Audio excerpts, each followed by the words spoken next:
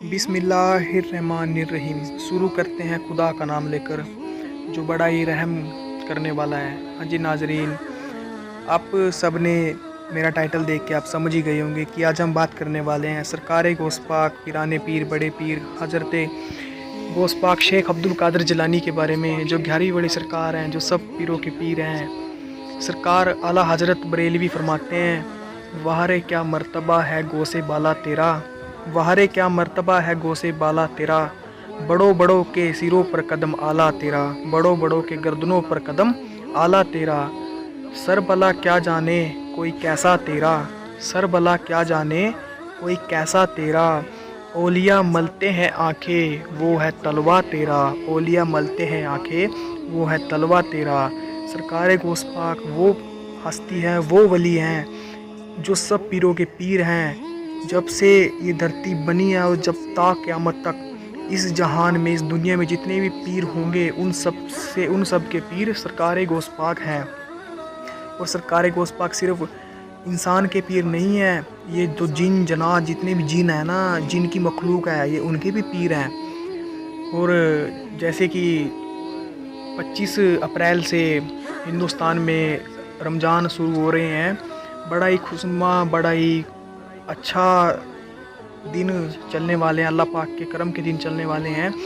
और एक तारीख़ी वाक़या याद आता है कि जब सरकार गौस पाक का जन्म हुआ तो उस दिन पहला रोज़ा था, उस रात को पहला रोज़ा था, तब सरकार गौस पाक का जन्म हुआ। और एक हकीकत ये है कि जब सरकार गौस पाक का जन्म हुआ उस वक्त बगदाद शरीफ में 1100 लड़के पैदा हुए।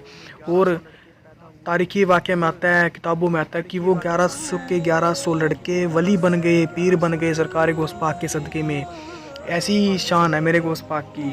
तब जब गौस पाक का जन्म हुआ तब उस दिन ही सुबह को रोज़ा था और सरकार गौस पाक ने उस दिन पहला रोज़ा रखा। सरकार गौस पाक ने अपनी अम्मी जान का दूध नहीं पिया और इन्होंने पूरा रोज़ा रखा। और इन्होंने 30 के 30 दिन रोज़े रखे। ये सहरी के वक्त ना कुछ खाया करते, ना कुछ पिया करते, अपनी अम्मी जान का दूध भी नहीं पिया करते, ना पानी पिया करते, ये पूरा दिन कुछ नहीं पिया करते। जब इफ्तारी हो जाती, शाम को रोज़ा खुल जाता, उसके बाद ये अम्मी जान का दूध भी पीते। ऐसे ही वाक़या चलता रहा, पूरा महीना ऐसे ही गया। सरकार गौस पाक ने सारे रोज़े रखे और ये बात पूरे बगदाद शहर में, पूरे जिलान शहर में फैल गई। और जब आखिरी रोज़ा था तब वहाँ पे चाँद नहीं दिखा, ईद का चाँद नहीं दिखा, तो लोगों में ये सवाल उठा कि क्या कल का रोज़ा होगा या नहीं होगा।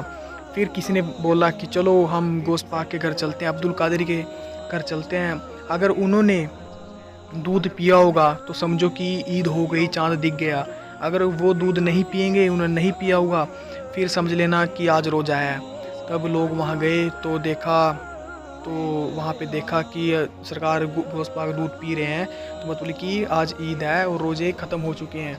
ये शान है मेरे गौस पाक की। और गौस पाक सरकार का एक तारीख़ी वाक़या मुझे याद आता है। आपने हरदम एक वाक़या सुना होगा कि सरकार गौस पाक ने, बड़े पीर ने, 11वीं बड़े पीर ने 12 साल की डूबी हुई कश्ती तराई थी। तो मैं आज मैं नाचीज़ आपके सामने सरकार गौस पाक का वो बयान, सरकार गौस पाक की वो कथा, वो वाक़या पेश करने जा रहा हूँ।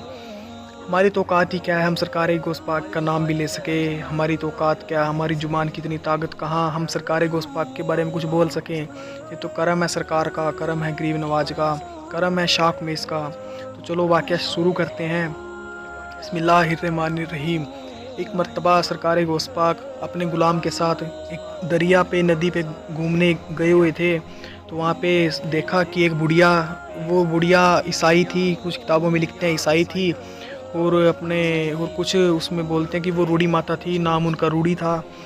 तो वो बुढ़िया नदी पे बैठ के रो रही थी। तो सब सरकार गौस पाक तो दरिया दिल थे, इनके तो दिल में नूर था, अल्लाह का नूर था इनके तो दिल में, ये कहाँ किसी का रोना देख सकते थे। तब इन्होंने अपने ग़ुलाम को बोला, सरकार गौस पाक ने, कि बेटा जाओ और उस बुढ़िया अम्मी से पूछ कर आओ कि वो क्यों रोती है। ग़ुलाम गया तो बुढ़िया को बोला कि अम्मी जान, दादी जान, आप क्यों रोते हो। तब बुढ़िया ने बोला कि तेरे को क्या मतलब है मेरे रोने से, क्योंकि वो दुखी थी अंदर से, दिल से। तब वो उनके ग़ुलाम वापस आए और سرکار کو بولا کہ سرکار وہ تو ایسے بولتی ہے کہ تم کو کیا مطلب ہے. پھر سرکار غوث پاک خود گئے. سرکار غوث پاک خود گئے اور سرکار غوث پاک کو تو وہ نورانی چہرہ تھا کہ جس کو دیکھ کے دکھ دور ہو جاتا تھا. تب وہ بڑھیا سرکار غوث پاک کا چہرہ دیکھ کے اپنا سارا دکھ بھول گئی اور سرکار غوث پاک بولتے ہیں کہ امی جان دادی جان کیا بات ہوئی ہے, آپ روتے کیوں ہو, آپ مجھے بتاؤ میں شاید آپ کا کچھ مدد کر سکوں. تب وہ بڑھیا بولی کہ بیٹا تم کیا میری مدد کرو گے, میری مدد تو اب خدا بھی نہیں کر سکتا, اب تو حالات ہی کچھ ایسے ہو گئے ہیں. اور وہ بڑھیا رونے لگی. تب سرکار غوث پاک نے کہا کہ دادی جان امی جان مجھے بتاؤ بات کیا ہوئی ہے.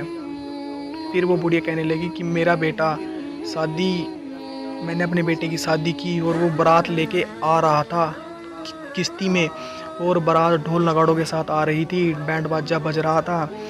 تب جیسی وہ بارات اس ندی کے ڈھانگ پہ آنے لگی اور ہوا کا جھونکا آیا اور وہ بارات میرے سامنے ہی پانی میں چلی گئی اور وہ پوری بارات ناچتی گاتی بارات پانی میں ڈوب گئی. تب وہ بڑھیا بولتی ہے سرکار کو کہ میرے ساتھ ایسا ہوا ہے اور میں نے اپنے بیٹے کو اور اپنی بہو کو اور پوری بارات کو ڈوبتے دیکھا ہے.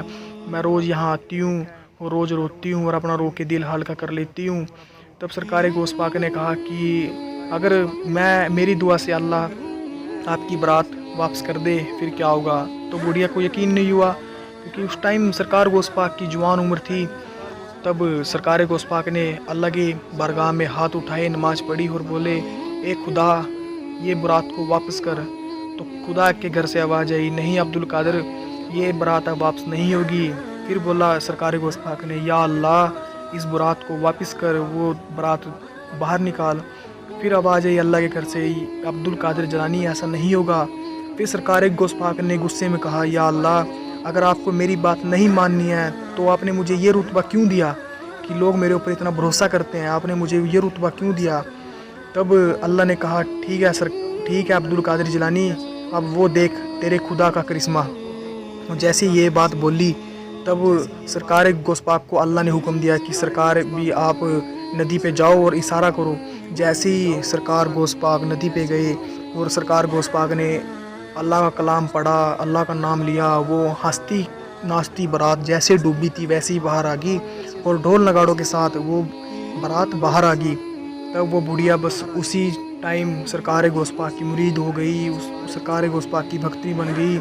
اور یہ شان ہے میرے غوث پاک کی, انہوں نے تو 12 سال کی ڈوبی ہوئی کشتی ترائی اور وہ بھی ایسی کی ایسی جیسی بارات ہنستی گاتی ناچتی ڈوبی تھی ویسی بارات ڈھول نگاڑوں کے ساتھ باہر آئی.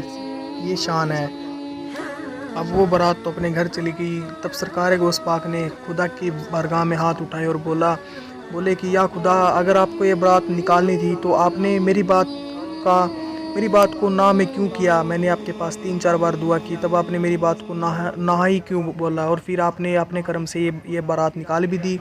تب اللہ کے بارگاہ سے آواز آئی کہ عبد القادر وہ بارات جو پانی میں ڈوبی تھی اس بارات کو مچھلیوں نے کھایا اور ان مچھلی کو انسانوں نے کھایا اور ان انسانوں کو مٹی نے کھایا. اب جب تم نے پہلی بار بولا تھا کہ یا اللہ بارات کو باہر نکال تب میں نے اس بارات کو مٹی سے باہر انسان کو بنایا, اور جب تم نے دوبارہ سے دعا کی میں نے اس انسان سے اس کو اس مچھلی میں بنایا, اور جب تم نے دوبارہ سے دعا کی تو میں نے اس مچھلی سے اس بارات کو واپس بنایا. اور وہ اب میرے فضل و کرم سے اللہ تعالیٰ بولتے ہیں کہ فضل و کرم سے وہ اب بارات باہر آ چکی تھی. یہ شان ہے میرے غوث پاک کی, اور اللہ کی بارگاہ میں ایک کوئی بڑی بات نہیں ہے. وہ خدا ہے الحمدللہ رب العالمین الرحمن الرحیم مالک یوم الدین ایاک نعبد و ایاک نستعین اهدنا الصراط المستقیم صراط الذین انعمت علیہم غیر المغضوب علیہم ولا الضالین. وہ خدا ہے جس نے اس جہان کو 6 دنوں میں بنایا ہے, وہی سارے جہانوں کو پالنے والا ہے, وہی ہے جو ہر ایک چیز پر قادر ہے. یہ سورہ فاتحہ کی دعا ہے, یہ قرآن پاک کے دل ہے, یہ جو میں نے دعا پڑھی ہے. یہ ہے میرے غوث پاک کی شان, یہ ہے میرے اللہ کی شان. ہماری تو اوقات ہی کیا کہ ہم آپ کو سرکار غوث پاک کے بارے میں بتا سکے. اور ہاں ہم سرکار غوث پاک کا روضہ بغداد میں ہے, اور ایک ان کا ہی روپ ان کے پوتے ان کی پیڑھی سے سرکار شاک میں سڈورے میں وراجمان ہے. جو رتبہ بغداد میں سرکار غوث پاک کو ہے وہ رتبہ ہمارے ہندوستان میں سرکار شاک میں اس کو ہے. جن کے نام پہ آج بھی سرکار شوق میں اس کا روزہ ہے گاؤں شہر سڈورہ میں ڈسٹرکٹ یمنا نگر میں. اور انشاءاللہ اللہ نے چاہا سرکار گوشت پاک نے چاہا اگلی ویڈیو جلدی آئے گی. اور ابھی آپ کو بہت کچھ بتانا ہے جو میں جانتا ہوں. تو ملتے ہیں نیکسٹ ویڈیو میں. اللہ حافظ.